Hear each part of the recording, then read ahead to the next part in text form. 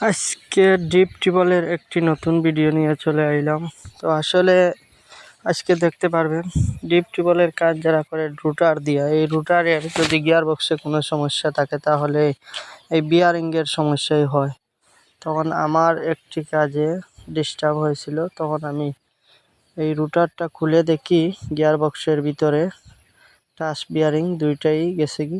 তখন আমি নিজে নিজে খুলে লাগানোর চেষ্টা করেছিলাম। তো আসলে আমি নিজেই সাকসেস করেছি, আগের মতো আবার নতুন হয়ে গেছে গিয়ার বক্স। তো আসলে এই ভিডিওটা দেখলে হয়তো আপনারাও নিজে নিজে লাগাইতে পারবেন, নিজের কাজের সাইটেই, অন্য কোনো জায়গায় নিতে হবে না। তো সবাই এই ভিডিওটা দেখেন, দেখলে বুঝতে পারবেন। আসলে তেমন কিছু কোডিং কাজ নয়, সহজেই করা যায়। তো আমি আজকে নিজে নিজে এই কাজটা করে অনেক ভালো লাগছে আমার কাছেই, যাতে আমি কোনো ইঞ্জিনিয়ার নয়, কোনো মেকানিক্স নয়, নিজে নিজে একটু চেষ্টা করেছিলাম, করার কারণে দেখা যায় সাকসেস হয়েছি। খুবই ভালো লাগছে। তো আপনারা নিজে নিজে দেখবেন কোনো কাজ সঠিকভাবে করা যায়নি, করতে পারলেই মানে নিজের কাছেই ভালো লাগবে অবশ্য। আর আপনারা সবার জন্য এই ভিডিওটা রইল, সবসময় ভিডিও নিয়ে আপনাদের মাঝে থাকবো।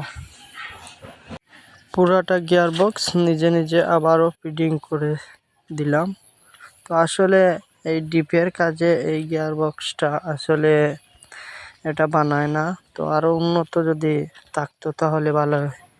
কারণ এটার মাঝে যেগুলো আমি দেখতে পাচ্ছি এত হেভি কোনো জিনিস নাই, তার কারণে এগুলো বারবার নষ্ট হবে। তাই আমি বলছিলাম যদি এই ধরনের কোনো গিয়ারবক্স আরও উন্নত থাকে তাহলে আমি নিজে সবার আগে কিনে আনে কাজ করে দেখব যে কীরকম লাগে। এইরকম বারবার ডিস্টার্ব করলে কাজের প্রতি লস হয়। তাই নিজে আজকে এই জিনিসটা ফিটিং করার গিয়ে কতটুকু টাকা গেল আমি বুঝতে পারছি।